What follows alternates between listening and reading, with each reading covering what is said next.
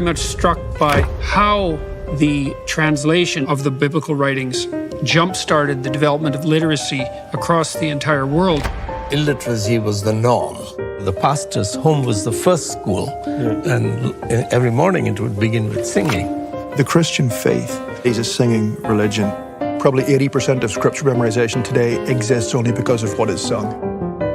This is amazing. Here we have a Gutenberg Bible printed on the press of Johann Gutenberg. Science and religion are opposing forces in the world, but historically that has not been the case. Now the book is available to everyone. From Shakespeare to modern education and medicine and science to civilization itself. It is the most influential book in all of history, and hopefully people can walk away with at least a sense of that.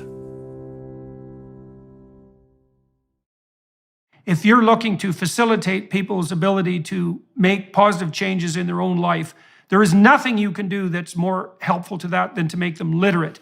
And if you want to help them understand who they are in the deepest sense, over and above the superficial attractions of tribalism, let's say, you have to educate them deeply in this historical realm that requires the acquisition of explicit knowledge about the central nature of the human being. And so that was the proper role of the universities for years. It was.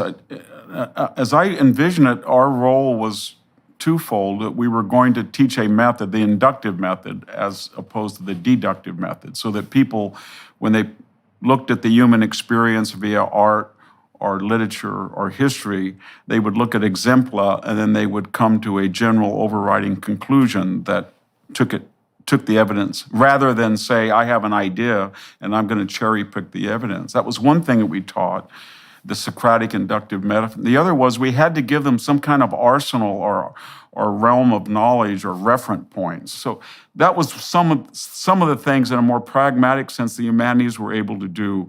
They were able to give a person a whole reference of knowledge so that they didn't have to live out and learn something by rote or by, they had an example.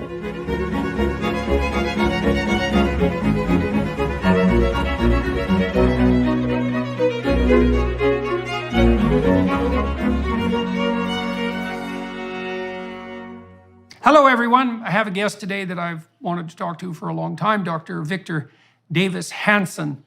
He is the Martin and Illie Anderson Senior Fellow at the Hoover Institution. With his focus in the classics and military history, he's an accomplished academic professor and author. He's taught at Stanford, Hillsdale College, the US Naval Academy, and Pepperdine University. His books, many of them, 26 I believe, include The Second World Wars, The End of Sparta, The Soul of Battle, Carnage and Culture, and The Case for Trump in 2019. But I think we'll start today with a discussion about citizenship. I'll just make a couple of comments. You know, one of the things I've noticed over the last, I suppose the span of my life really, is that during my lifetime, the word citizenship citizen seemed to be replaced by the word consumer, which I always thought was a bad replacement, given that citizen has this, you know, it's got a stalwart and traditional and dignified connotation that the word consumer seems to lack entirely. Well, you wrote a whole book about citizenship recently, and so I thought we might weave our way through that. And you contrast citizens with pre-citizens. The book, by the way, is called The Dying Citizen: How Progressive Elites, Tribalism, and Globalism are Destroying the Idea of America. And you start that book off, well, first of all, decrying that destruction, but also contrasting the modern idea of citizenship, of citizen, with the pre-modern idea of, say, peasant or resident or tribe. And so let's delve into that a little bit. Yeah, well, I mean, the idea of citizenship's pretty recent in the long history of civilization. It appeared somewhere around 700 BC in rural Greece and swept pretty quickly. And so by the 5th century, there were 1,500 city-states. And what it was the first time that citizens were self-governing, and that meant that they were pretty clearly defined. They made up their own militias. They adjudicated the circumstances under which they would go to war. They voted for their own officials. And more importantly, they had property rights. They could pass on property. I think that was a catalyst for citizenship, the right of inheritance, that the state couldn't expropriate or own property from the individual. And then that long odyssey brought us to, of course, the founding of the United States. And there were clear distinctions between a resident that happened to live in the United States and a citizen. A citizen alone could vote. A citizen alone could hold office. A citizen alone could leave the boundaries and come back into the United States on his own volition. A citizen alone was eligible for federal services, or in most states, and a citizen served in the military.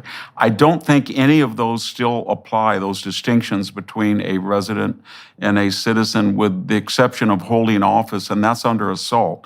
I know here in California, people who are not just non-citizens, but here illegally can vote, say, in a Berkeley school board election. And now there's efforts to make sure that people can run for office who are not citizens. Non-citizens serve in the military. Non-citizens actually can go across the border with greater facility than you or I could probably. And so we are a nation, we've never had this before, of 50 million people in the United States that were born in a foreign country of different statuses. Some are legal residents, some are illegal residents, some are citizens. Some are migrants back and forth, and that's the highest in actual numbers and in percentages of the population.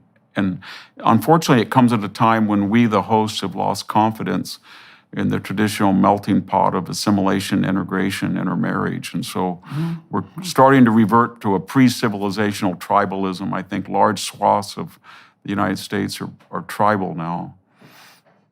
Okay, so let's start approaching that anthropologically and psychologically. So 600 BC, something like that, you seem to get something like a transformation of the idea of the tribe, which actually wouldn't have been an idea, right? A tribe isn't an idea. A tribe is a natural offshoot of our primate heritage. That's a good way of thinking about it. And a tribe would have been something like an extended kin group, and that was bound together by our primate social biology, somewhat akin to a chimpanzee troop or maybe a bonobo troop. And then as we became more capable of abstract formalization, that idea of, or that reality of tribal membership got transmuted into something that actually had statable properties. And that would be the idea of a citizen. And so you get a layer of abstraction on top of that that starts to lay out technically and explicitly what it means to be the member of a group. And then along with that, you get a set of rights and responsibilities that are associated with that group, but also the possibility of both expanded and limited membership that's also formalized.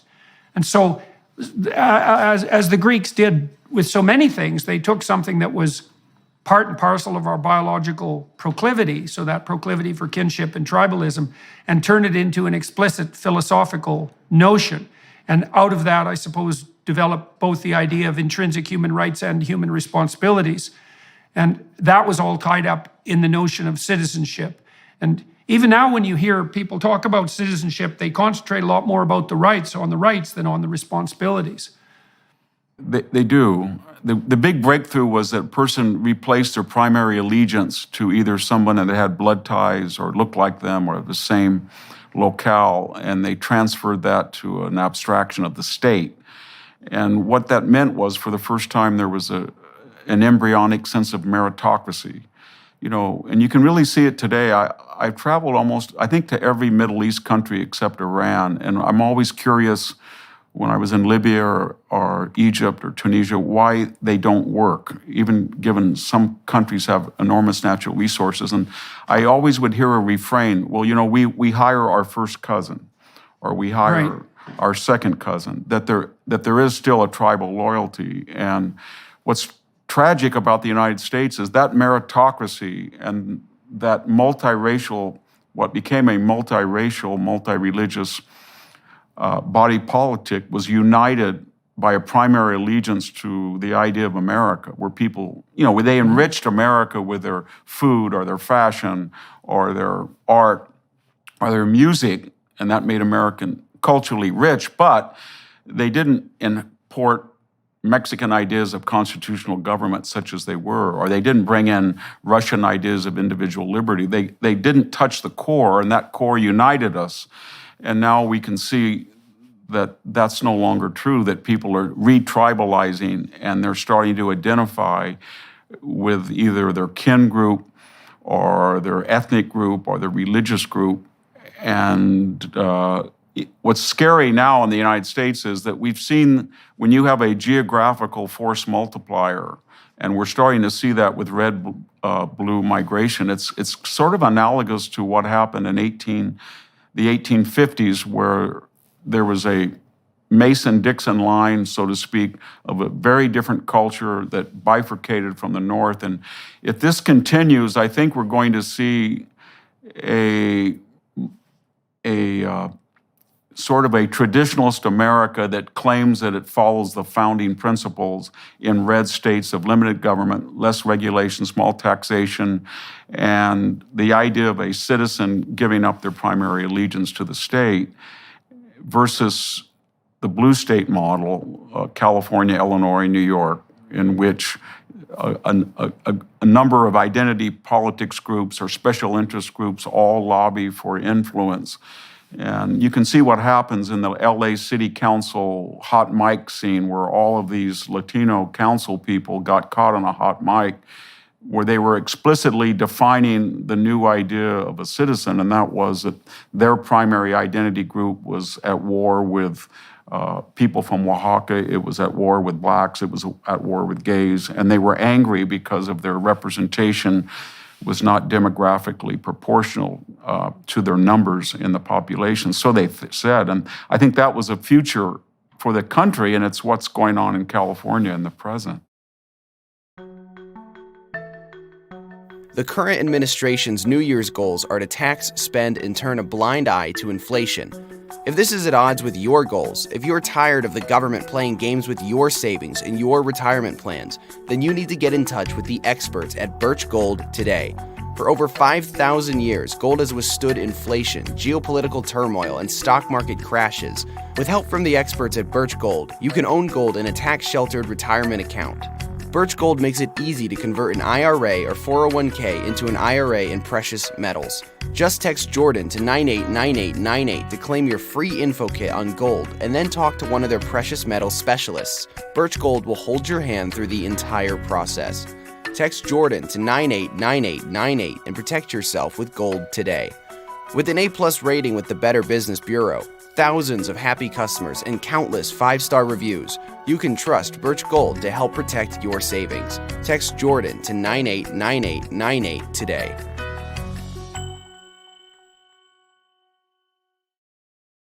Yeah, so you worry about what you might describe as a reversion to this more implicit tribalism that's predicated on, well, it'd be predicated on religious identity or skin color or linguistic identity, or perhaps shared philosophical identity, although that would be rarer, and that's the counterposition to this more abstracted notion of citizenship. So let's delve into that for a minute, because I think we could lay forth the proposition that unless there's a higher order principle that unites people, either psychologically or socially, then they're disunited. And if they're disunited, they're anxious and confused and aimless and conflict-laden. Like the natural state of human beings in the absence of a unifying principle isn't peace, it's war. And so then we might ask, is there a unifying transcendent principle that's valid, that isn't just another narrative? Because the postmodern critique is that all unifying narratives are, what would you call it, expressions of arbitrary power and domination. And I don't really think that's true. I don't think that's true of Western societies. And the reason I think that's technically untrue is because there's an idea in Western society that I think is fundamentally, well, it's logos-based, it's partly Greek and it's partly Judeo-Christian, that the individual is the proper level of analysis in some real sense, and that the individual has intrinsic worth and dignity. But there's more to it than that, is that it's necessary for the for that intrinsic dignity and worth of the individual to be recognized and set apart by law in some sense, honored by law, because the individual has something to offer to the group. And that's the uniqueness of their being, let's say, and that if you allow people to be free or encourage their freedom, then they can trade that uniqueness with everyone else in freely, and that in that trade is to be found both peace and, let's say, and abundance. And I think that principle isn't merely another narrative. I think that is the predicate both of peace and of economic well-being. And so, but conservatives and okay, I think you comment on all that. Or another way of putting it is the United States was based on an idea of equality of opportunity, that because we're not born equal, or we have different life experiences, or we inherit or don't inherit, or we're healthy or we're long-lived or not, we don't try to even that out in terms of economic recompense. We just let people follow their own trajectories, and then we have other methods to appeal to their magnanimity. So the philanthropic, the religious, the humanism. We have all these ways that if people do better than other people, we allow them to be creative and to try to give back to the society, or at least use their talents, even if it's profit-minded, to build a better bridge or a dam, rather than the alternate, which is a strain in Western civilization. It starts actually, the socialist impulse starts with the Greeks. There is a strain of that with the Pythagoreans. But the other idea, and that's what we're, I think, fighting now, is the woke equality of result, that we're going to appoint some Platonic guardians and give them untold power. And in their infinite wisdom, they're going to do two things. They're going to force people to be equal, what they call equity, and they're never going to be subject to the consequences of their own ideology, because they need special exemptions given their enormous responsibilities and their talent. And so what we see now is this bi-coastal elite in the United States is starting to mandate behaviors and principles and issues and policies that they themselves would never follow and would have no intention of following. And it's based on that every single person has an innate right to be the same as another person. Or it was that Aristotle said, once a man in democracy, and he feared this, feels that he's equal in voting with another man, then he feels, by extension, he should be equal in all other aspects of his life. And that was the philosophical worry about democracy, that it always evolved to a more radical form of equality. I think we're now at the end stage where almost everybody feels they have a grievance against the state, and therefore they're entitled to compensatory or reparatory money or land. Here in California, when we were discussing reparations, suddenly people were bidding in the Oakland City Council and suggesting that they were owed $800,000. And they had a grievance, apparently, even though they were 6 generations away from slavery and maybe 4 from, they were in the 4th generation of the civil rights movement. They had grievances against people who had never had slaves, and California for example, had never been a slave state. But it was that mentality, and a lot of people warned us about this. Tocqueville said, the problem that we would face in the United States is that most people innately would rather be poor and equal than all better off, but some more better off than others.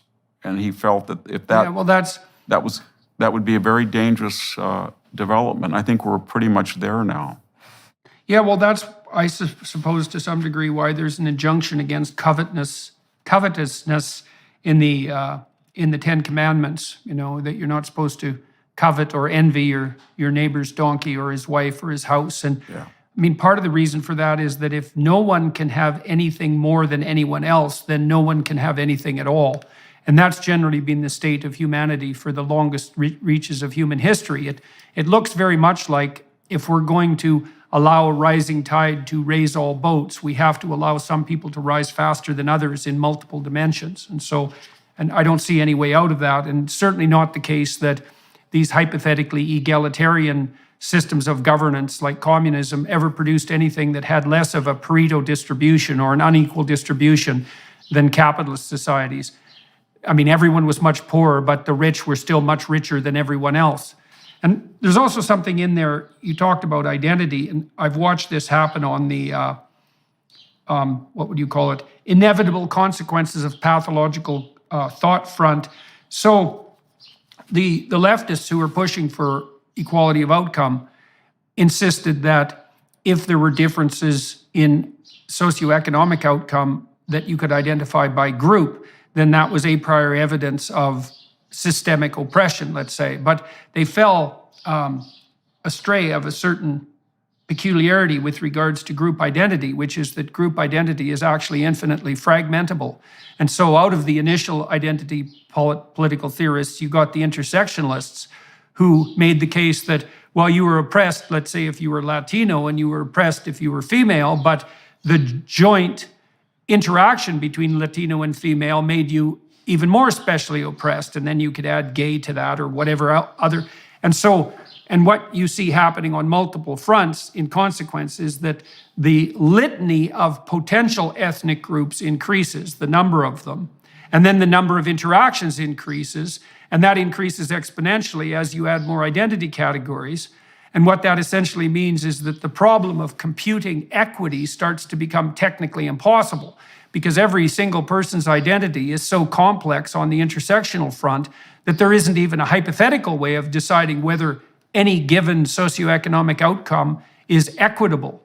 And so when I walked through that, I thought, well, Western culture had actually solved that problem several thousand years ago by pointing out that the appropriate level of analysis is the individual, because the individual has a unique identity that is in some sense a consequence of all their multiplicitous group identities, but singularly, what would you say, singularly representative of each individual. And so then you let individuals compete and cooperate in a fair market, and that's the best possible way of moving towards the right balance between equity and wealth.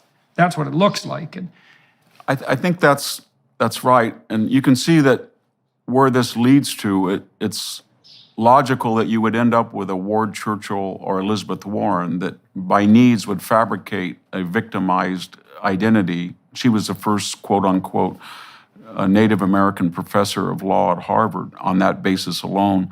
And then on the other realm, when you start to replace class interest or economic status with race, then the left really hit on something. I think it was really Barack Obama in between 2009 and 2016. He took a rather ossified word diversity and he recalibrated it to mean we're not going to look for victims on the basis of their income anymore, because that's mutable. In fact, Marxism never worked in the United States because this free market capitalism and a lot of free land in the 19th century was always a movement of upward mobility, and therefore you would never have a continually oppressed class. In fact, today people go up and down, out and in of the middle and the upper middle classes. So what I think Obama did was he redefined race in America as not a binary between 88% white and 12% black, but he came up with this word diversity that replaced class differentiation or class oppressions or class grievances. And he said, it's 30% of the population we're going to call them non-white and therefore they're diverse. And then where we ended up, it was this ridiculous situation where, to take a caricature, you have Meghan Markle, the Duchess, who is half black, lamenting to Oprah Winfrey, who is a multi-billionaire, about their shared grievances as being non-whites, or LeBron James complaining. And so that was a very brilliant thing the left did, because once they made race the arbiter of oppression and being the oppressed and the victimized, then class didn't matter anymore. And now we have this elite who says that they're not white in a particular percentage, and all of a sudden we don't really care about the circumstances of their home, their car, their wealth, their income. It doesn't matter anymore. They're going to be perpetual victims on the basis that they are diverse. And the left really massaged that in such a way that I don't think anybody quite knew what was going on until they sprung it on us. Well, there's a real attraction to a kind of deep narcissism there. And I think I first encountered that probably at Ivy League schools in the US. So I'm a Canadian and not that familiar with the more differentiated class structure in the US. And so when I went down to teach at Harvard, it was an anthropological adventure for me, as well as let's call it a research-oriented adventure and an intellectual adventure.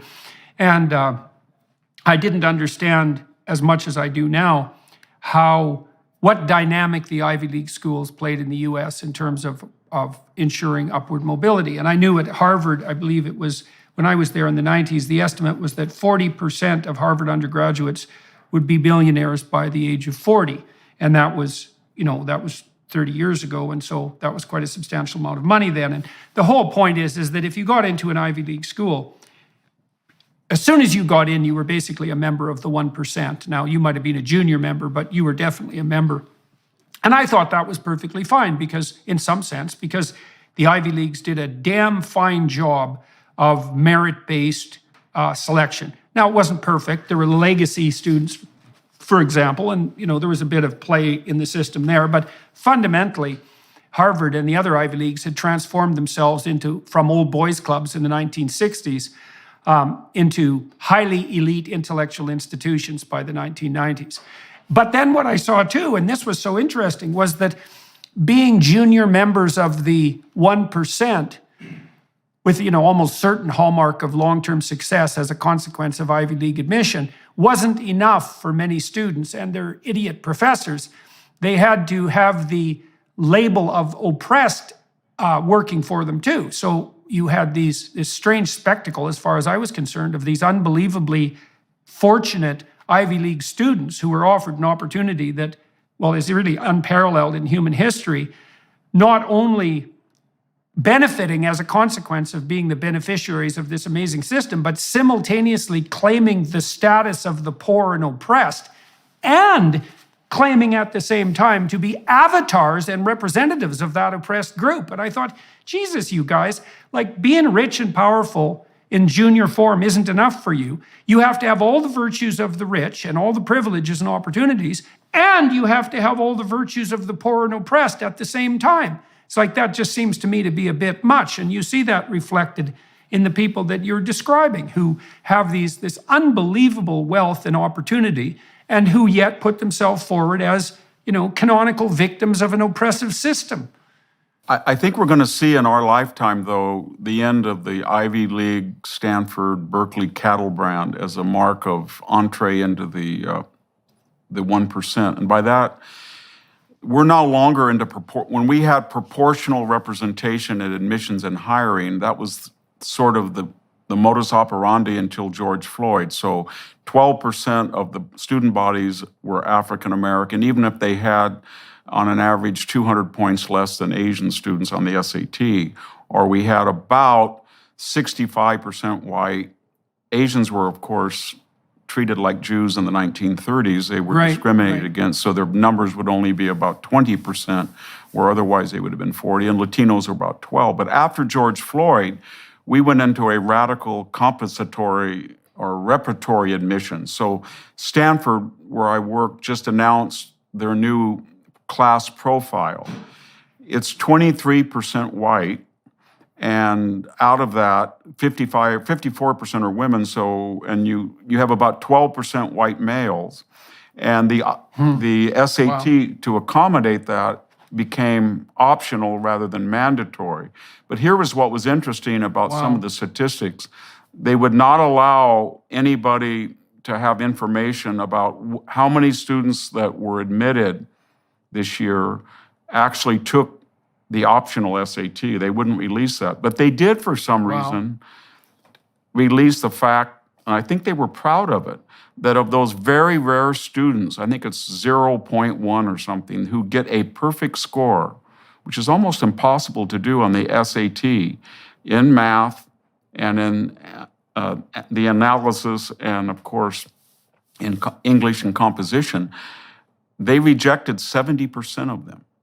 70%. Wow. And so what we're seeing, you can see it in free fall, because what's happening when you bring a lot of students that were not competitive through K through 12, and almost instantly and arbitrarily you declare that they are Ivy League students, then they go into these classes, and then the professors are in this dilemma because they either have to do one of three things. They either have to change radically the curriculum to facilitate people that were not properly prepared, and they're doing that some, or they're going to have to radically change the grading system so that a person who would have gotten a D or C gets a B or A, and they're doing that in some cases. Or a few feel that they are going to die on the altar of standards, and they're starting to grade according to what people actually earn. But when we have 15,000 administrators or administrative staff and 16,000 students, you can see that we've got kind of a commissar system, and many of these are these new diversity, equity, inclusion czars. And so then if a faculty member does cling to standards, cling, I guess is a good word, then he has a systemic racist pedigree because he's deliberately giving grades lower in this narrative to people of color. And the result, how it all works out, I think in the end, is that Silicon Valley and all these people privately, when you talk to them, they're either preferring, say, a coder from Georgia Tech than from Stanford, or themselves, they're actually giving tests to people stealthily. So if you want to go to work at Google or you want to go at a startup and you come with a Stanford bachelor's degree, that no longer is entree anymore because they know that the degree is not competitive with Cal State, San Luis Obispo, or much less Hillsdale College. And so what they're doing is they're offering tests themselves, or I should say requiring it. And so I think we're in a very brief, Yale let in 50% of its student body was white. I think it was 55% female, so about 25% was white male of that campus. And so they've deliberately taken a whole demographic, and I think you wisely pointed out legacies and athletes. So out of that small reduced demographic are many, or if not the majority of legacies. So what we've done now in the space of 3 years is pretty much disenfranchise the white working class male who had a chance to go to these blue chip universities on the basis of meritocratic SAT scores or GPAs.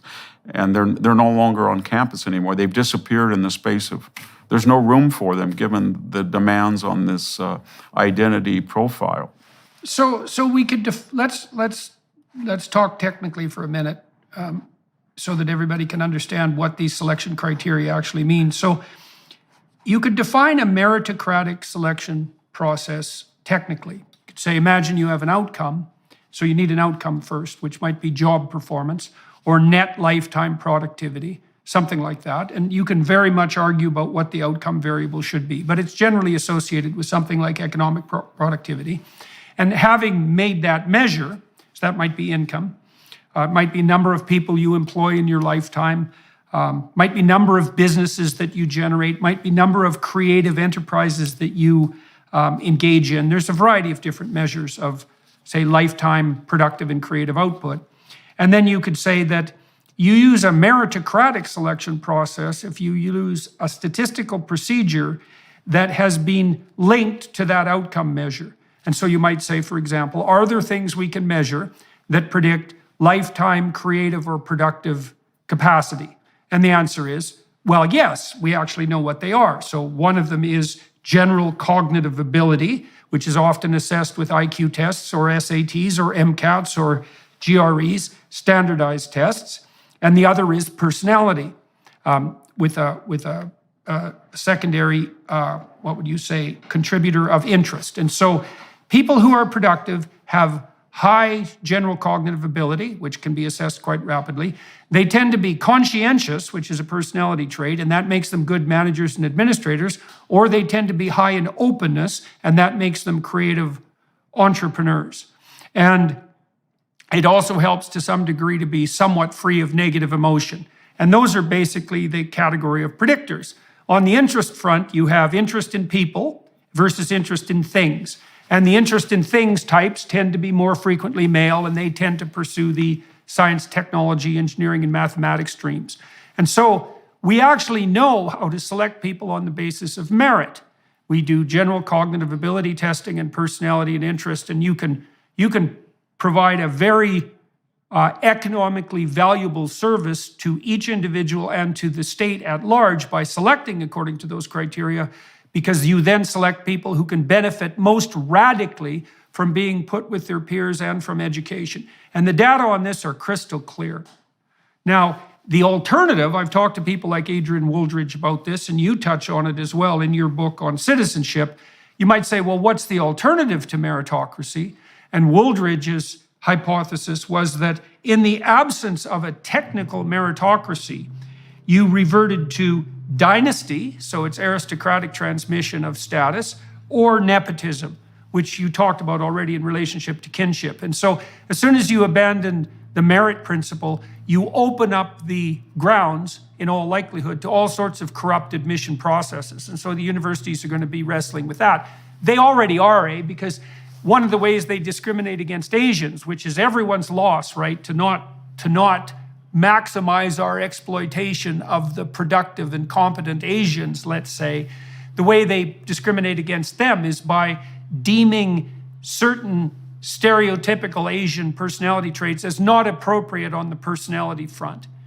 And they do that to gerrymander the admission criteria on the basis of race. And I think they've even, in the last 2 years, evolved beyond that. The old complaint against them was in this triad of the admissions profile, standardized test scores, GPA, and what they call community service or personality, whatever we want to talk about. It was amorphous. So they would go after Asian students with that, and they'd say, well, they're robotic or they're one-dimensional. Okay. But now they've gotten rid of all standardized tests, and they don't even make they don't need to do that anymore. So basically, they've upped they have the Asian admissions between 20 and 25 on the principle that they're about 12% of the population. They won't sue if they're 20 to 25, and they can exclude them any way they want now because there is no SAT. And what the next horizon is, as you saw at I think in Cornell right now, there's a big movement to abolish grades. And at the new school, in New York, everybody wants to have an A, an automatic A at the new school. And we're going to see that because what's happening on these Ivy Leagues very rapidly, it's almost amazing at kind of the speed of light, that graduation and admission are now synonymous. In other words, once you're admitted, and that was true to some extent in the past, we're kind of reverting back to this, what you mentioned, the old boy gentleman C Ivy League of the 40s or 19th century. And now we're saying, if you get into Harvard or Yale or Stanford and you can't do the work, you have a right to graduate. It doesn't matter. And we will make the necessary adjustments. You have to get something for your $300,000 in tuition. And so why not go? So you can think about it this way. You can think about it biologically. Like, I tend to think that, it's a funny metaphor, but I tend to think of whale carcass. And here's why. So it takes a whale a long time to build up a whole whale body. And then if it washes up on the beach, there's plenty for everyone to eat for a while. And so you see this happening in all sorts of big organizations, is that they build a brand, and the Ivy Leagues definitely built a brand in the US, and that brand has tremendous value. For a long time, because the Ivy League admission standards were so high, you could be virtually certain that if you hired a graduate, they were going to be statistically likely to be top performers. And that was all a consequence of the admissions, the stringency of admissions policy. Very little a consequence of the quality of education, by the way. It was almost all, and all the business schools know this too. They know perfectly well that a huge proportion of the value they offer prospective employers is a 99th percentile score on the MCAT at admission for their MBA students. They bloody well know that. I've talked to dozens of them.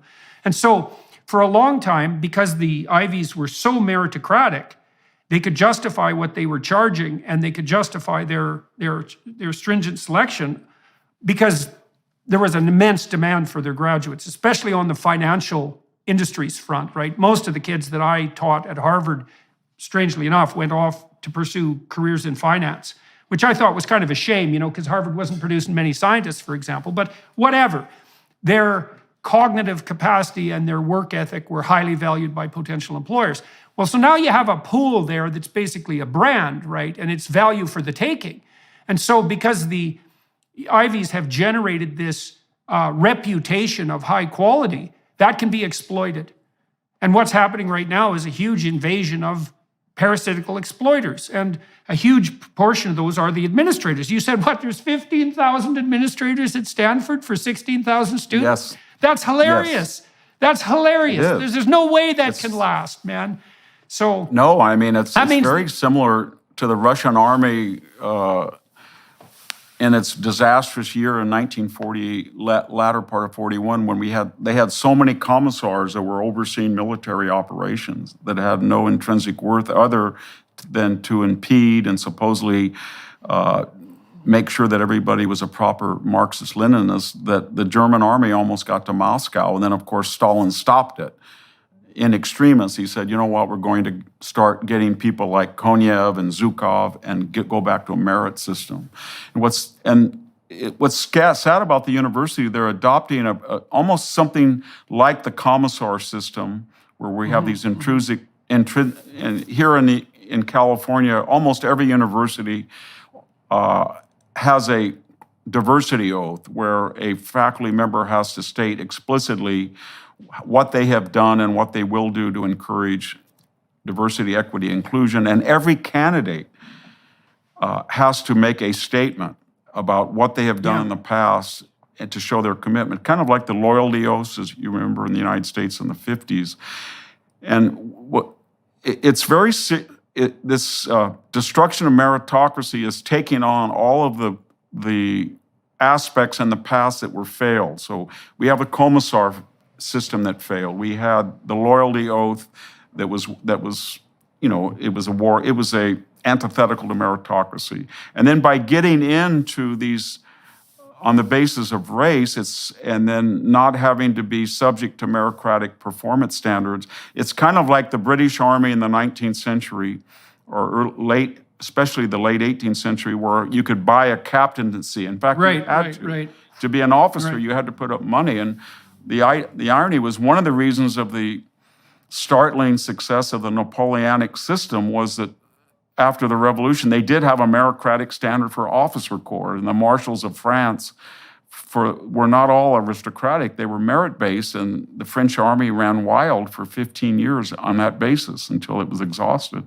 But the point I'm getting at is, if you thought you couldn't come up with a better system if you planned for years how to destroy this Ivy League brand than destroying standardized tests, admitting people that could not take the test and perform at a level that would be, I guess you would say, admissible at almost anywhere else. I taught at Cal State Fresno, and Cal State Fresno for 20 years I taught there. Those standards at that time that I was there the admission standards are more rigorous than the Ivy League now. Everybody had to take the SAT. You don't have to do that anymore. And we never had people, it was politically correct, but we never had people looking over our shoulder. We never had students that would report us for untoward language or unwoke language, or we never had a dean call us up and said, you're late on your diversity statement. And so it's inviting a level of corruption the corruption of this system is just because we have these people who are writing these statements, and I've seen them. And I mean, it's tragic. It's tragic, if not pathetic, where they're saying. And when I was 8 years old, I sat on a bus with people who weren't white, or on the other hand, when I was 15 years old, somebody called me a name, And ever since, I've been cognizant of the racist nature of America. And none of this has anything to do with being able to teach a classical language or build a bridge or design a coding system. And it's going to have consequences if it hasn't already. I think it already has. We'll be back in one moment. First, we wanted to give you a sneak peek at Jordan's new series, Exodus.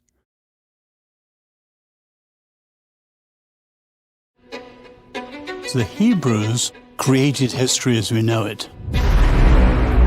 You don't get away with anything. And so you might think you can bend the fabric of reality and that you can treat people instrumentally and that you can bow to the tyrant and violate your conscience without cost. You will pay the piper. It's going to call you out of that slavery into freedom, even if that pulls you into the desert.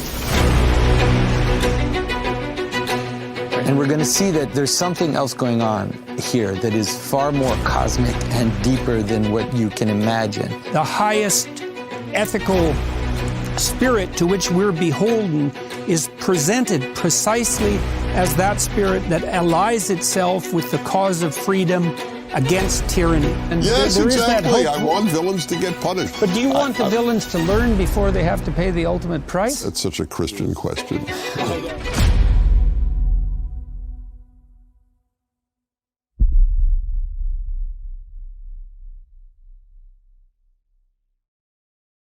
Well, I know that in the UCal system that 75% of applicants for junior faculty positions have their applications rejected on the basis of inadequate DEI statements before their research dossiers are evaluated. And so it's, well, here I guess is the optimistic side. So tell me what you think about this. So I'm involved in two new university enterprises. One's at Ralston College in Savannah. We're trying to build a humanities research or humanities institute there. And we had our first class this year, and that went extremely well. Very, very carefully selected students. We had an applicant pool of 1,000 so that we could choose 25 students, and we screened them in every possible manner and had a bang-up class. And so that's sort of a bricks and mortar institution, and we'll see how that goes because that's complicated. But I'm going to start an academy. My daughter's working on this in November. We've got about 30 professors on board now called the Peterson Academy, and we hope to drive down the cost of a bachelor's degree. We'll start with the humanities and the social sciences to $4,000 in total. Now, it's hard to replicate the social element of university, and that's a huge part of university is the new peer group and the people you meet and all of that, and the apprenticeship element. It's hard to virtualize that, but when I hear the sorts of things that you're talking about, then what leaps to my mind in some part is market opportunity. Because the fact that students are now paying an insane amount of money, hundreds of thousands of dollars, to go to an Ivy League institute that is simultaneously failing to educate them, siphoning their future earnings into the pockets of greedy administrators and ever more of them, and sabotaging their own brand simultaneously. It just looks to me like that is not a sustainable model. And you said, that you believe that the larger companies, for example, Google and other companies that are actually concerned with performance still, are going to stop regarding an Ivy League degree as a brand of capability. And so that means it'll, over a 10-year period or 15-year period, they're going to scuttle their own economic model. Maybe there's all sorts of opportunities for new education. I think there is. I agree with you entirely. There's 650,000 fewer students in America than last year, and about 2 million fewer than 10 years ago.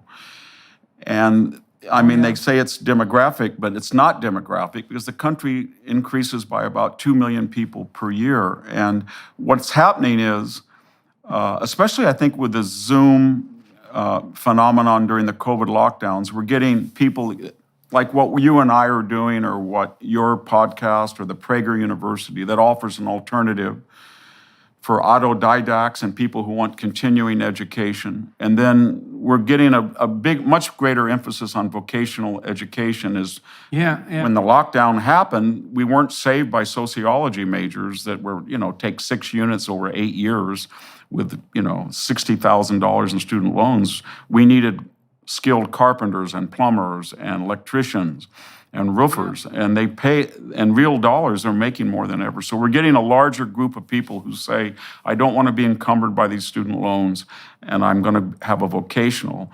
And then, as you say, the third alternative are these schools.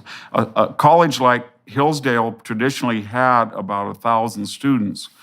I think it's up to 1,600, and their dilemma right now, as I understand it, and I teach there a couple of weeks every year for the last 20 years, is they are being flooded by applicants that have not gotten into Harvard or Yale or Princeton or Stanford, and they require SAT. They had already sort of been, in terms of academic rigor or admissions rigor, comparable to Oberlin or Williams or Amherst, but now they've got a real dilemma because they have this traditionalist, I think quite deservedly so, this idea that they teach the whole person. So if you go to Hillsdale College, you learn how to shoot and study the Second Amendment.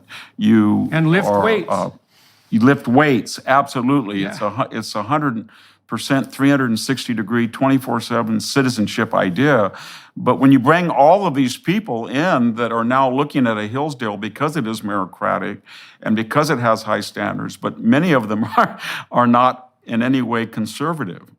And so what do you do if you're Hillsdale when I think they are interviewing them, and you mentioned it, that's why I thought it was fascinating that you're interviewing their applicants. They're interviewing 95% of the people that are applying, and they have to now. Well, they have a code of honor that they enforce quite rigorously at Hillsdale. And, we're also in discussion with Hillsdale with regard to potential accreditation for these online courses, because I really like the Hillsdale model. And, here's something to think about, too, on the technology front. So, I spent a lot of time analyzing the relationship between psychological testing and productivity and creativity across the lifespan. And so I know a fair bit about that, I suppose. And one of the things I did learn was that part of the reason the universities have their degrees are valuable is because they were very careful in terms of meritocratic admission, and they also have a hammerlock on accreditation. And so once you have an MBA, obviously you're accredited as an MBA graduate from a given school, and that means you had a certain peer network and a certain level of intellectual proficiency even to get into the program, certain degree of conscientiousness to rigorously pursue the program and pass it. So the value in the universities, in large part, is nested inside the accreditation. Now you could imagine, and I don't think this is technically impossible, you could imagine a system of blockchain accrediting tests that would be freely available to people. I would do this on a for-profit basis, but so that if you wanted to claim Bachelor of Arts equivalence with regards to your knowledge of the humanities, that you could take a set of objective tests that couldn't be mucked about with by administrators and gain your proxy by that manner. So imagine this. It's an enterprise that I've envisioned and we're pursuing at the moment. Imagine I could produce a data set of 10,000 multiple choice questions, say in American history. And I could do that by buying multiple choice tests from high school and university professors all across the country. Okay, now we'd have to administer them to several thousand people, and then we could analyze each question with regards to its accuracy as a predictor of general knowledge domain. You can do that. You can rank order them. Then imagine you have a program that can randomly pick equivalent level of difficulty questions from that whole set of 10,000. You could set up a system that could produce random tests, so they couldn't exactly be faked or cheated easily. And you could rank order people in terms of their knowledge domains with regards to those tests, and you could blockchain it so it would be completely impenetrable to administrative interference, and you could steal the accreditation away from the universities. And I think I can't see any reason at all that that's not technically possible.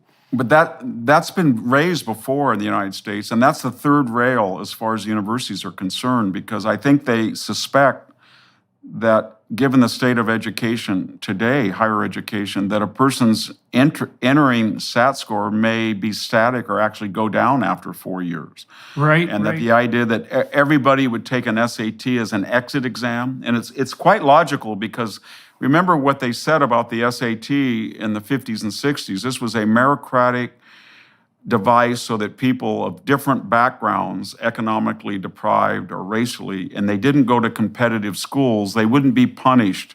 So even though they got A's, Harvard would say, well, you got A's from Fresno, but it's not the same as St. Paul's. And then they answered back and said, but we took the SAT test, and this student did as well. But when you get rid of all of that and you say, okay, you introduced the SAT because you said that there were different levels of prior education at high schools. We want to reintroduce it on the back end because we feel that there's different levels of instruction quality at universities. So just as you suspected high schools were of uneven quality, we now suspect that colleges, i.e. Stanford, Harvard, Yale, are of uneven quality, and the BA would mean nothing, just like you said the GPA mean nothing unless it was coupled with its SAT score. So to get a BA, everybody has to take the test that you outlined, whether you went to school or not. And another thing, you talked about accreditation. If we could just give every student graduating in the United States the choice, you can go through the School of Education, and that's really the catalyst for wokeness, because it trains all of our K through 12 public. Or you have the alternative of going and get a master's degree for 1 year in an academic subject, chemistry, biology, English. I think the vast majority of BAs would prefer to go get a master's degree in an academic subject, and I think let's talk about that. Let's talk about that for a minute. So, and I've talked to Larry Arnn about this, who's the president of Hillsdale. So. From what I understand at the moment, about 50% of American state budgets are dedicated to education, broadly speaking. So that's an awful lot of money. Now, interestingly enough, and let's say pathologically enough, the faculties of education have a hammerlock on teacher accreditation. And that strikes me as absolutely preposterous. It's a form of monopoly and there's no excuse whatsoever for it. Now, I've watched faculties of education for 60 years, and they are not the faculties of education are not credible academic institutions by and large. They have been responsible for some of the worst frauds ever perpetrated on the buying public. So whole word reading is a good example of that. The whole bloody self-esteem movement, which was a complete catastrophe. The idea of different learning styles, the idea of multiple intelligences, etc. We can lay that all at the foot of the faculties of education. And generally, they attract pretty damn bad students. And there's no evidence whatsoever that their so-called education training produces better teachers. They have been 100% not only derelict in their duties for like 60 years, but they've actually been what they've done has been antithetical to the general research tradition. Very, very low quality research, most of it irreproducible, most of it based on idiot ideology, and definitely not in the public interest. So here's an idea. How about every governor in the United States just scraps the requirement to have a teaching certificate to be able to teach? You wouldn't even need a master's degree. You could say, we will open up the teaching profession to anybody who graduated in the top 20% of their class. And then, poof, you don't have faculties of education anymore, and you don't have these institutions. Like, if you think about the idea of the long march through the institutions, the place where that's being focused most intently and with most efficiency with regards to the propagation of woke ideology is definitely through the faculties of education. And the only reason they have a single cent of dollar value is because they have a monopolistic hammerlock on teacher certification. And that should be scrapped. There's a teacher shortage in the US anyways. And there's no bloody evidence at all that the faculties of education have produced teachers who know how to teach. We have this Orwellian system in the United States in which you can be 18 years old in May in a high school graduating, and your teacher has to have a credential. And then over the summer, you will enroll for the fall in a community college, supposedly at a higher level of instruction. And the community college teacher does not need a credential. they need a master's. Right, In some right. cases, they can get exemptions. So there's no logic to it other than the self-interest of the teachers union. But I guess what I'm getting at is that whether it was the COVID lockdown or the George Floyd ignition of the acceleration of the woke movement, we're in really revolutionary times as far as higher education. And the economy, I don't think, is, given the smaller pool of applicants and people not choosing to go to, there's no economic rationale to support these universities in their present course. And I think there's going to be a radical change.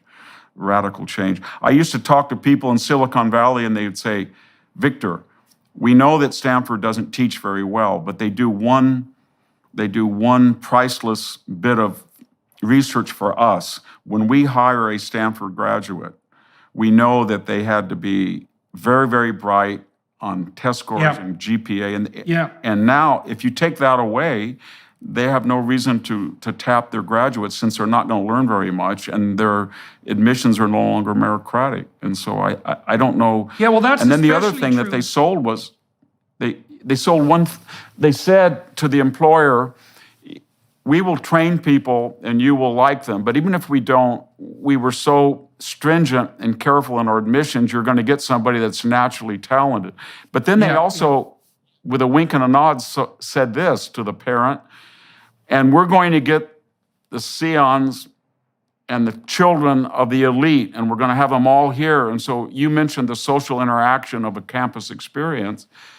Yeah. But they can't even offer that anymore, because if you are making your criteria based on gender and race and sexual orientation and not merit, for whatever reason, then the chances are that people are not going to, at Harvard or Yale or Princeton, have a roommate whose father had a corporation that he wanted to work in, or a coder, all of those ties that they, with a wink and a nod, sell the parent, because they're not even a clearinghouse for the elite anymore, where they make these relationships that last throughout their entire life to their own benefit and advantage. They can't even sell that. So in a very, just disinterested fashion, I don't see what they have to offer anymore to anybody. Well, I don't really agree what they. Let's pursue that a little bit farther, because there's other points of failure on the university front that we could concentrate on too. So, as I progressed through the ranks at Harvard and then at the University of Toronto, I also watched the multiplication of adjunct faculty. And so, just so everyone who's listening knows, most departments, abetted by their administrators, but also pursuing a very narrow and foolish self-interest, have farmed out a lot of their teaching to so-called adjuncts. And so at some places, that's 50% of the teaching population. So now, if you're a full professor at a heavy-duty research institution, you have to conduct research. So you need a lab, you have to have graduate students who are pursuing original research, and you have to teach, and you have to do a certain amount of administrative work. And you're evaluated on the basis of your research, your teaching, and your administrative work, basically in that order. Now, if you are a full professor, you're in the tenure stream, and you'll be guaranteed a certain degree of job security after putting in your apprenticeship. But if you're an adjunct professor, so that's a part-time professor, and that's 50% of the professors now, you don't have a research enterprise, you don't have any graduate students, you don't have a permanent office, you don't get paid anything, you get just paid an absolute pittance, nowhere near enough to live on, and you do 50% of the teaching at the universities. Now, this is very convenient for the administrators, because the adjunct faculty have zero political power, like zero, or less than zero even, and they can be fired or dealt with in any manner whatsoever at a moment's notice with no problem. And as there are more and more adjuncts, there are fewer and fewer full-time faculty. And so not only are the universities failing to assess the students properly and then group them together in peer groups that would be of some economic utility across time, and elevating the tuition fees completely beyond comprehension at the same time, they're also radically decreasing the quality and the influence of the professoriate at precisely the same time, as well as not hiring enough of them because administrators have multiplied like rabbits and faculty numbers have remained relatively constant. So they're whittling away the quality of the students on the one hand as fast as they possibly can, but they're doing exactly the same thing to the faculty on at least two fronts, the DEI front plus the adjunct faculty front. And, you know, I complained about this at the University of Toronto for years. I used to tell my colleagues, it's like, why don't we require that the administration set a cap to adjuncts, like 20% of the faculty, force them to hire more full-time faculty equivalents because that's who should be hired to serve the students properly. And the response from my colleagues was always something like, well, you know, it's pretty convenient for us to have these adjuncts pick up the excess teaching load. And we don't want to put too much pressure on the administration. I thought, that's fine, guys. That's a hell of a good long-term strategy. It's like, good luck with that over 20 years. And so here we are now. The universities are making, I would say, 10 fatal errors on the business front, not just one. There's so many errors that it's almost it's a miracle of incompetence. And I do think it's going to produce a precipitous collapse. I do too. And I think just in conclusion that this is all done by egalitarians. These are people who are very critical of Walmart and the gradations in pay, but in fact, there's far greater degrees of inequality and exploitation in the university by so-called liberal people than there are in the American workplace. That's what's so ironic about it. And I'm speaking as a person who was farming and then was as an adjunct faculty for 2 years, and then suddenly they made me a tenure-track professor. And I just noticed that I was teaching the same teaching load, but I made 4 times the amount of money, and I had benefits. And all of a sudden, I was allowed to use the Xerox machine, which I hadn't been allowed to before. And all of a sudden, I hadn't changed in anything, but for the rest of my teaching career, I was very sympathetic to these people who lived in their cars and they went from one community college to state college, and they were exploited. And this was all done by very, very left-wing, enlightened people, so to speak. And that's another story. But well, you there's said so many things wrong. You said something very interesting there. And I just want to call this out. So you just said that after you were promoted from like peasant adjunct professor living in your car, so to speak, to, you know, reasonable tenure stream faculty member, you got to use the photocopying machine. So this is the level of petty tyranny that these people, what would you say, encounter in the university system. You're an adjunct faculty, you're so far down the bloody social totem pole that it's almost incomprehensible. And for someone to implement a rule like, just imagine the mindset that it requires to implement a rule which is, well, our adjunct faculty are of so little use that it's perfectly reasonable for the administrators to forbid them from using the photocopier. Because you know how often people just do that for fun. They wouldn't be photocopying like handouts for their students or anything like that. They'd just be sitting in there, I don't know what, playing with the photocopy machine, which is exactly what adjuncts do if you don't supervise them 100% of the time. And that's a good snapshot of exactly how universities treat their adjunct faculty, man. It is beyond pathetic. And the fact that it is these hypothetical egalitarians doing it indicates to me that what we're seeing is much more a war on the idea of competence and quality itself than it is any push forward for some hypothetical bloody egalitarian utopia. It's like, we'll destroy the universities in the name of egalitarianism. And the universities are participating en masse in their own destruction. You know, it's hard not to sit outside and think, you people, so to speak, you're going to get exactly what you're aiming at. And isn't that going to be something?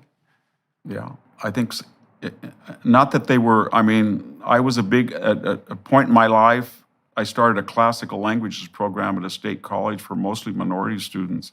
And I felt that it gave an enormous advantage to people who had been disadvantaged to master languages, archaeology, history, literature. But I don't, that was a different era. And I can't see that the university is a positive force in society anymore. It's pathological. Almost every bad idea that is reified in the United States has its origins in the university, whether it's critical legal theory or critical race theory or critical penal theory, or you name it. It came from university. I was watching a clip of a break Smash and Grab in San Francisco was on YouTube. Yeah, yeah. And I remember a conversation I had with a professor 20 years ago when he was trying to explain critical legal theory, and he said, you know what, we're going to change the legal system because the only reason it's against the law to take a candy bar out of a store is because rich white male heterosexual Christians don't need to steal candy bars. So they made a law. And I said, no. Theft is innate to the human species as pathological. You can't have a civilization with theft of any sort. But that idea that was common has filtered down to the street level. And that's why the universities they're a drag on the economy, they're a drag on the culture, they're a drag on the collective morality. And they either have to be radically changed or destroyed. Those ideas are so pathological that only a half-rate intellectual could possibly believe them. So I studied the development of antisocial behavior in children, criminal behavior, for a long time. And so one of the things we found, so antisocial behavior is extremely stable.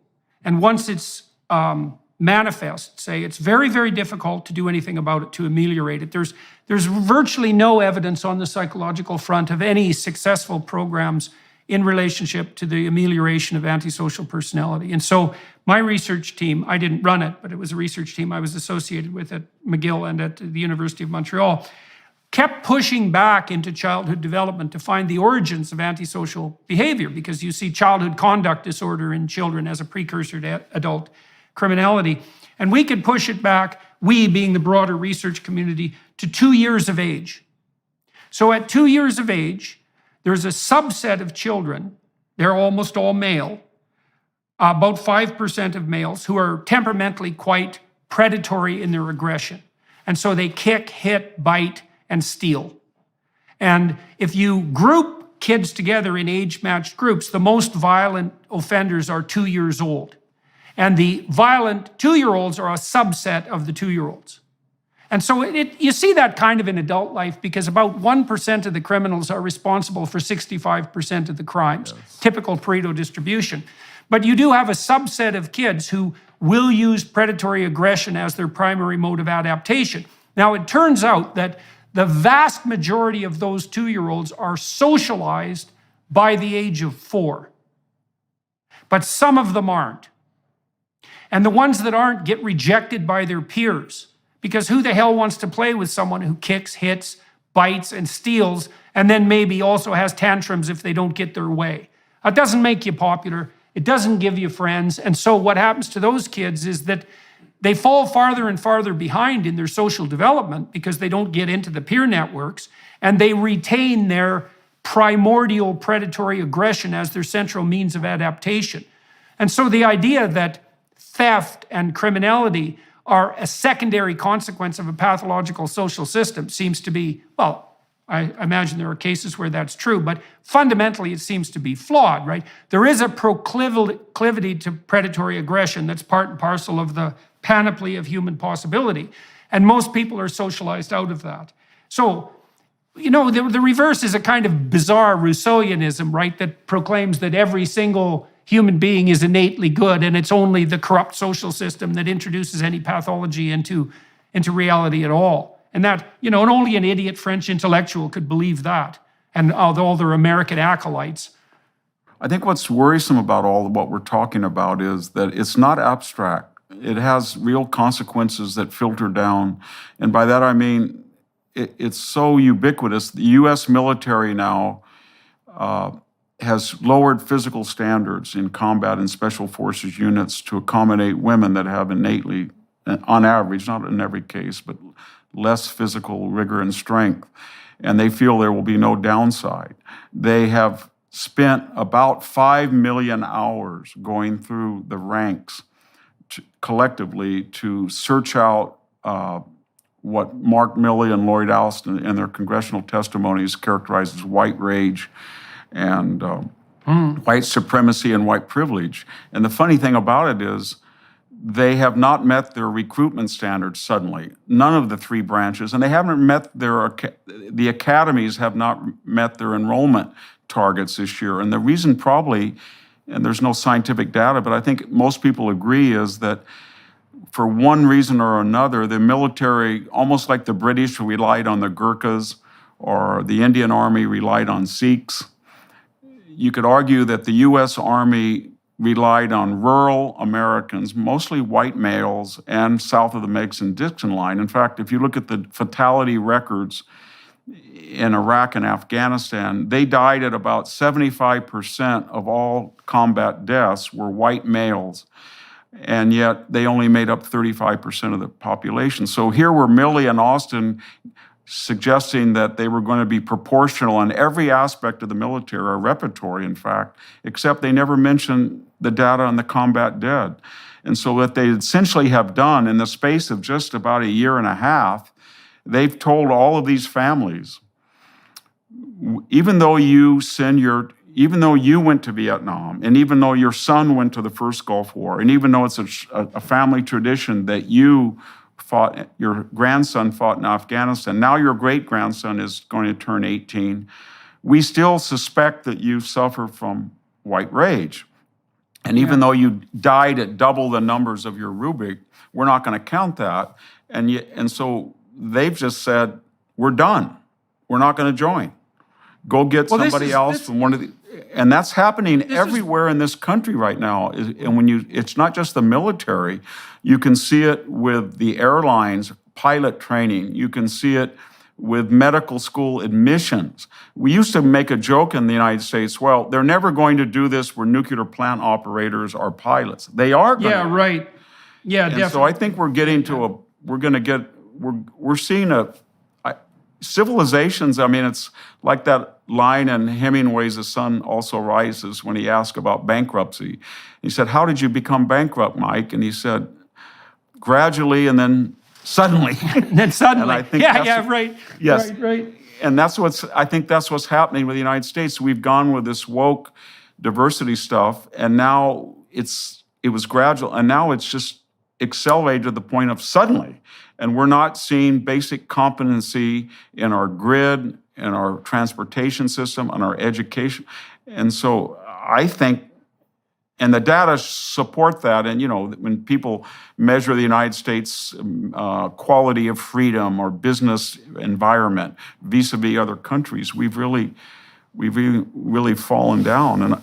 So let's look at the military issue for a minute. So the American military is a very interesting institution because it was staggeringly meritocratically based, and that started more or less in World War I, when the US military started to use tests of general cognitive ability to select for officer training. And the American military were pioneers in meritocratic assessment for decades. They did a lot of the basic research on general cognitive ability, and they were strictly meritocratic. And there's some really cool things about that, because one of the things it meant, so Black Americans are disproportionately likely to serve in the armed forces as well, which is quite interesting. And so the US has set up its military system not only to be available in wartime, but also to be a means of social progress in peacetime. And that's been part of explicit policy. And so the military was very good at finding kids who had some ability, especially on the officer front, and who had some competence and some diligence, and then subjecting them to a meritocratic evaluation and training process, and moving them up the socioeconomic hierarchy. And so it's quite remarkable to see that. And I know a lot of military people, and especially at the higher ends of the performance spectrum, they're a very singular type of person. I mean, one guy I know, for example, a Texas Ranger, I talked to him about when he decided he wanted to be a Texas Ranger, and he said he was like 5 years old, when he knew he wanted to do something that was military and specialized. And he was one of these people who, he was only interested in training if it was almost impossible, insanely rigorous, and strictly meritocratic. It's actually what he was looking for, right? And so one of the problems with producing, let's say, a military apparatus where you dispense with meritocracy is you cease to attract the very people who you absolutely want to attract, right? Who are unbelievably ambitious with regards to stringent attainment. That's especially true for the special forces. And so you can imagine that you just decimate the military by excluding the very people who would be likely to thrive temperamentally and practically. It's a real catastrophe. And so, And you've lost, the Reagan Foundation just did a poll last year, and traditionally 75% of Americans had polled, they had great confidence in the military. Now it's 45%. And the same is true when we see this weaponization. You know, I don't need to get into that big topic of the FBI, the CIA. We're starting to see that these institutions that we all revered, especially on the conservative side, they completely lost all of their conservative traditional support, and they become almost Stasi-like in their, they've been weaponized. And I feel like, so we're starting to see in the private and the public sector, everything that worked and made the United States singular and exceptional, suddenly, I mean, we can chart the genesis of it, goes way back decades, but suddenly it's accelerated to such a point. And whether we're talking about district attorneys in Chicago or Baltimore or San Francisco or Los Angeles letting criminals out the day that they commit a violent offense, we're starting to see society unwind. And what we don't realize is this happens a lot in Rome. There was no reason why the Western Empire had to fall in the late 5th century in the way that the Byzantine Eastern half survived for 1,000 years. But once you lose confidence in these institutions, and once they're no longer meritocratic, and once people's primary allegiance is not any longer to the state, everything we've talked about this morning, then the end result is an implosion very quickly. And I think we haven't, well, this is a real conundrum for conservatives. Maybe we can start to talk about Mr. Trump here a little bit because of this. So here's the dilemma that I see with regards to conservatives, especially on the populist front. And so Trump was very good at speaking to disaffected working class Americans. And certainly the Democrats abandoned them completely in the Clinton campaign, and had been preparing to do that for years, like the idiot champagne socialists have at the universities. But in any case, Trump was pretty good at talking to working class Americans. But here's the danger, as far as I'm concerned, on the classically conservative front. And I don't really know what to do about this. It's like the radical leftists have this fundamental proposition, which is all institutions are corrupt and predicated on dominance and power. And so that's kind of their leitmotif.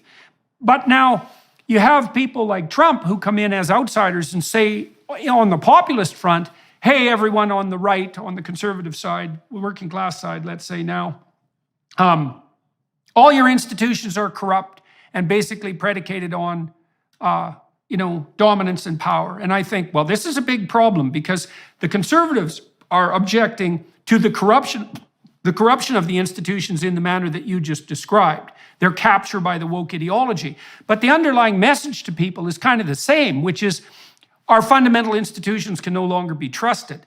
And the problem with beating that drum on the conservative side, as far as I can tell, is that you add fuel to the fire on the left side.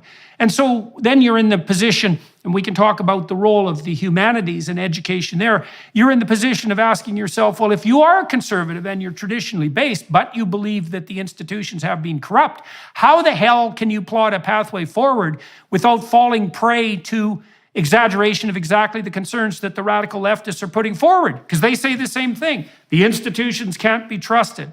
It's like the spirit of the institutions can be trusted. I would maybe differ just in two regards. One is, I think they used to say the institutions can't be trusted, but it was the left that egged on the Russian collusion hoax, the laptop hoax, the Ping and the Alpha Bank hoax.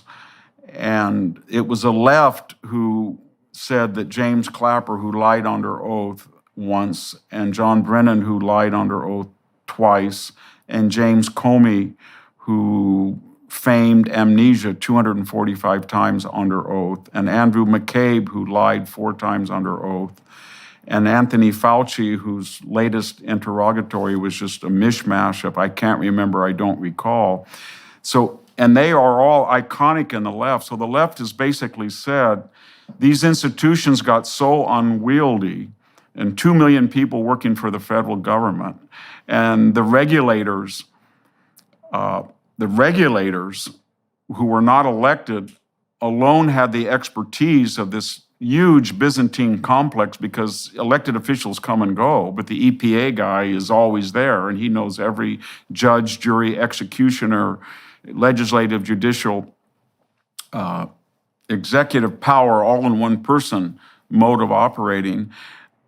That the conservatives said, we've got to break this up. We've got to take the FBI office and put it in Kansas City. We've got to cut 10% of the workforce. We've got to make sure that HHS, it shouldn't even be in Washington. We've got to get rid of the Department of Energy. I remember Mr. Perry, the Texas governor, said, I'm going to get rid of 3 agencies. Unfortunately, he couldn't remember which ones they were on the debate stage. But that's what conservatives were doing. But the left is saying, well, you know, just as you have lost confidence because they're over-regulatory and they're intrusive and they are anti-constitutional and they go after the individual, we find them now for the first time quite attractive because in our Davos agenda or our Great Reset agenda, whether it's mandating green energy or mandating equity or mandating vaccinations, we find these institutions suddenly, for the first time in our lives, very, very attractive. And so they've inherited them and adopted them now. And it's uncanny to watch. All right, so it is uncanny to watch it. I mean, one of the most miraculous things I've seen in my lifetime is the insistence by people on the left side of the spectrum that pharmaceutical companies can be trusted. So that's just like, everything is absolutely upside down when that happens. Okay, but you're pulling out something that's very paradoxical, because on the one hand, we've already established the case that this fundamental critique that's emerged from the universities is a critique of institutional reliability. And the basic doctrine is one of power, is that all institutions are predicated on the expression of arbitrary power, and they can't be trusted, especially if you're not in the power elite. But then you say there's a paradoxical side of that, which is that at the same time, the same people, at least with regards to their political and philosophical orientation, are increasingly willing to utilize large-scale social institutions to put forward a given agenda. I suppose maybe the difference there is that the left is perfectly willing to trust large-scale institutions if the institutions operate under the rubric of their ideological theory. Absolutely. So you could make that case. They get rid of all this, absolutely. They get rid of all of the Sturm and Drang of discussion and the Congress. When they take the military over, they worship the chain of command, because whether it's transgendered subsidized surgeries or women in combat units, they can effect social change in an authoritarian chain of command fiat.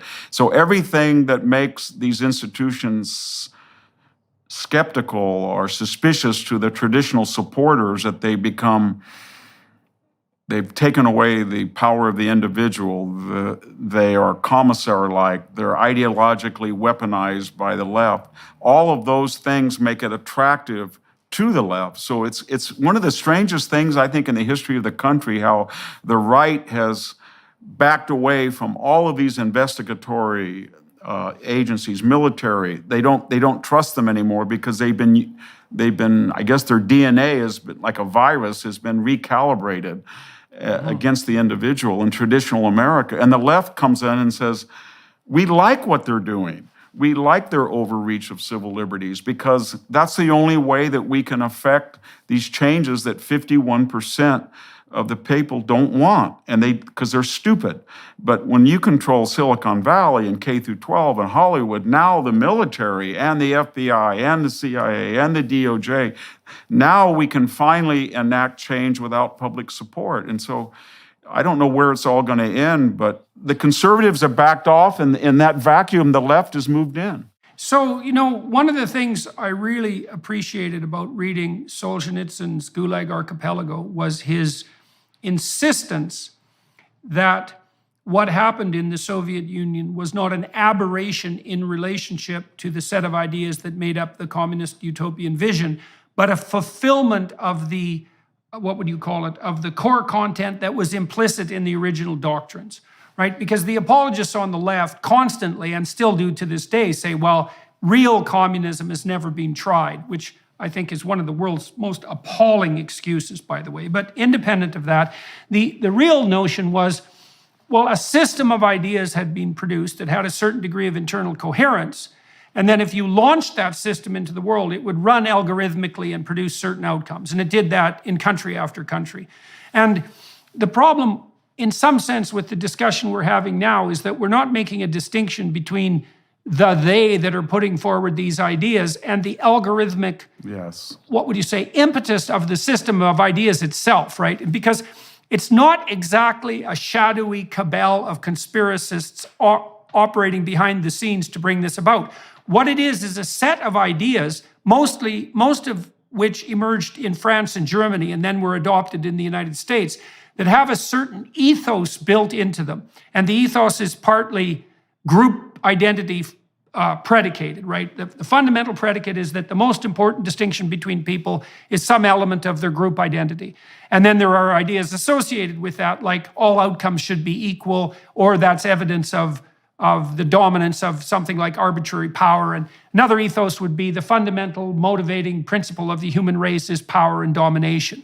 And so those ideas have an ethos that makes itself known across time, and it elaborates, and then it becomes a system of ideas that possesses individuals, and then they act in concert with the ideas. But you don't need a formal conspiracy. No, I think just about. I think I agree in a similar way.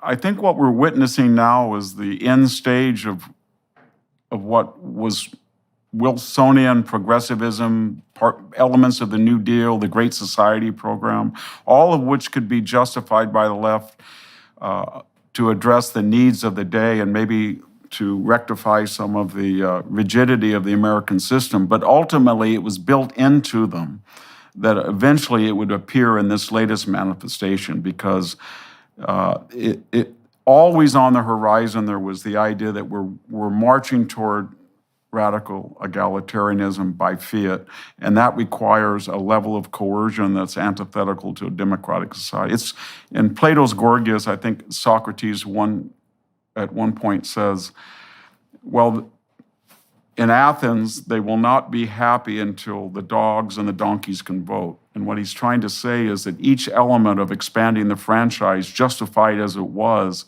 ultimately is going to end into the absurd, because there's always going to be somebody who says that he doesn't have the same franchise as someone else. And I think it's very similar. Like, well, that's always the case. I think it's built into this mindset or ideology. It's once you threw out the Bourbons, that was justified. And then you had the Constitutional Republic. Yes, and you can see that was. And then you had Danton. But ultimately, whether you knew it or not, you had a rendezvous with the Jacobins. Just like you had a rendezvous with the Maoists. Right. Just like Kerensky and the Mensheviks had a rendezvous with Bolshevik. It was headed that way until if somebody didn't derail it.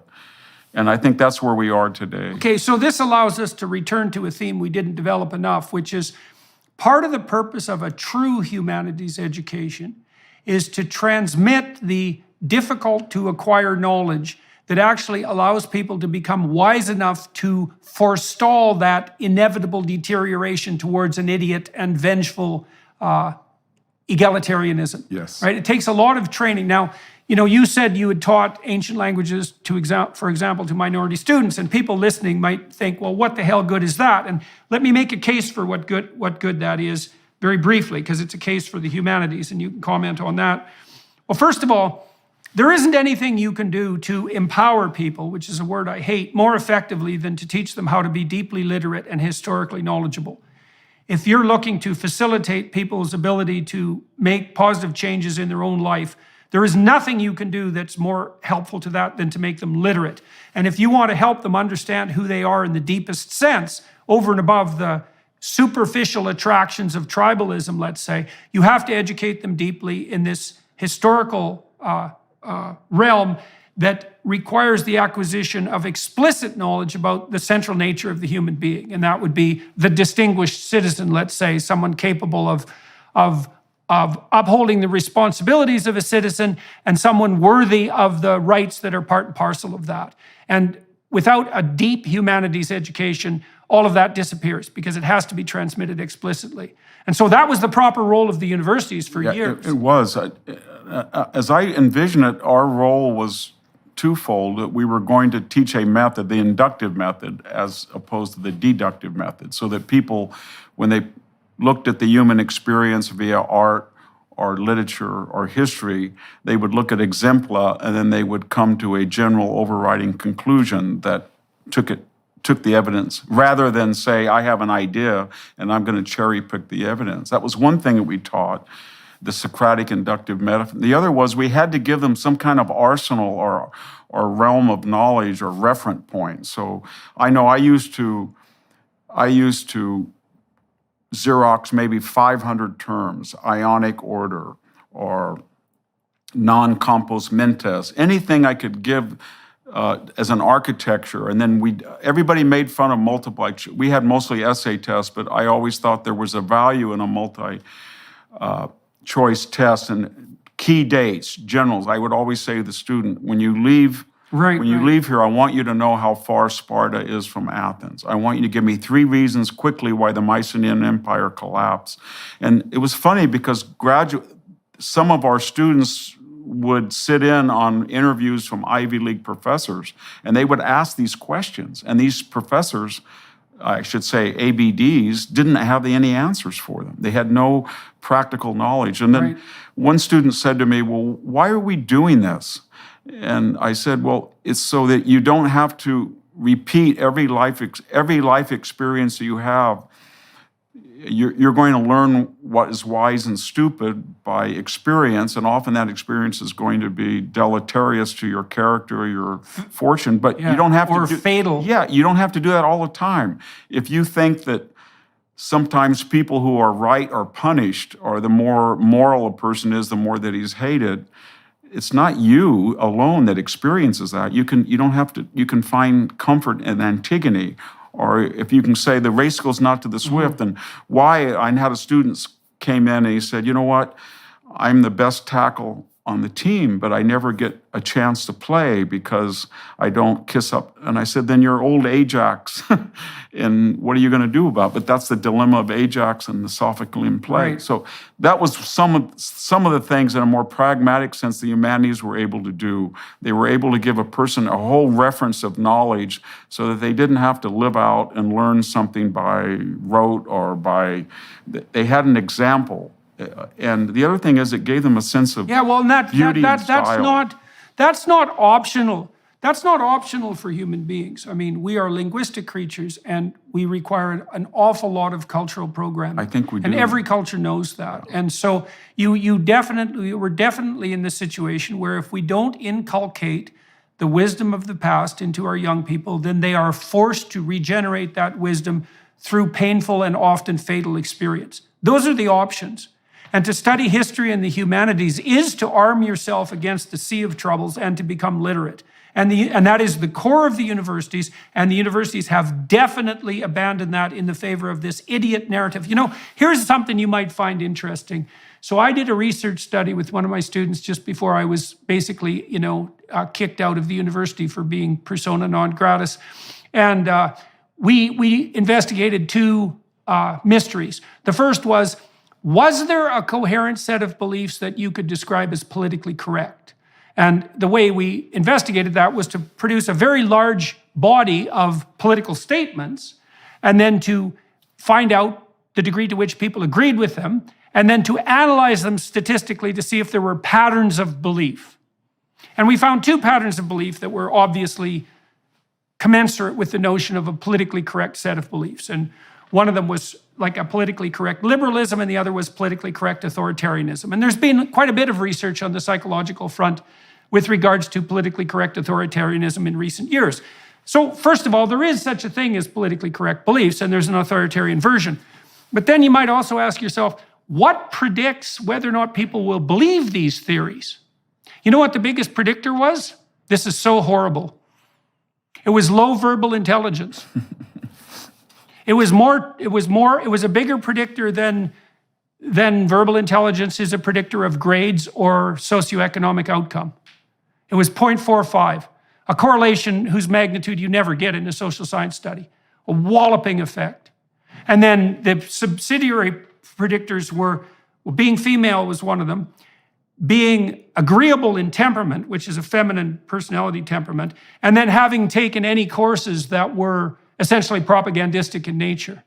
And so part of the reason that people fall for this simplistic set of ideas is because, well, they are simple, and they're very attractive to people who want or require a unidimensional view of the world in light of both of its simplicity, let's say, but also its underlying proclivity also to identify a convenient enemy. I think that's true. I had a student, I mentioned it in The Dying Citizen, but I had a student who once said to me, well, you know, this country is very unfair because Wyoming has one senator, I think at the time it was for 400,000 residents. And California at that time, we were 30 million, now it's 41. But we have to have 15 million people, and we only get one senator. And I said, now, why would that be? And he said, because the founders were not democratic. I said, yes, but why weren't they fully democratic? And do you have, the House was going to be elected the whole House flips every 2 years. It represents 750,000 people. So it is democratic, but it's balanced by the Senate that flips every 3 years. I mean, 1/3 only flips every 2 years. You have to be older. It represents states. It's America as defined by the individual 50 states, not the people. That's the House. And this then is balanced by the executive. And the person was so arrogant because he was so ignorant.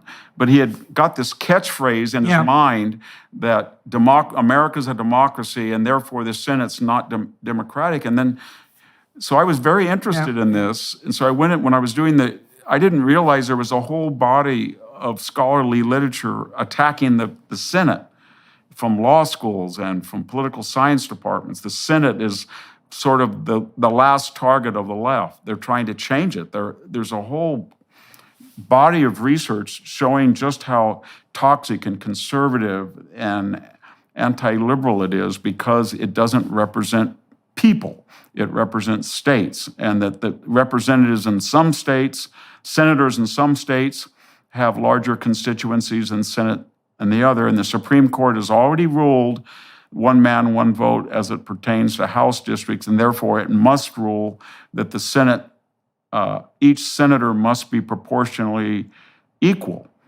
Yeah, well, you know, it's not that, look, you can see that the idea of a distributed democracy has an instantaneous intuitive appeal. It takes a lot of sophisticated thinking before you can understand that there have to be intermediary institutions, right? And part of the purpose of a humanities education was to give people that wisdom. Say, look, the problem with radical democracy is that it can degenerate into rule by the mob, like impulsive rule by the mob. And that's the danger of populism, for example. Of an untrammeled populism. And so you need intermediary institutions. You can kill Socrates in one day. And they have to be set up. Vote to kill Socrates by a majority vote of the court, or you can vote to kill all the Middle-Indians on Monday and then decide the next day you don't want to do it and send a ship after the first trireme because the entire assembly has flipped in 24 hours from being murderous to semi-murderous. And that was what our founders knew, that it was very dangerous, but that knowledge is completely absent in this younger generation because they're the sources of that transmission in history departments or political science departments or government departments is not there anymore. And it's not there at K through 12. There is no civic education anymore. There's no body of music and art and tradition and literature and poetry that each do their part to make a citizen aware of how unique the system was.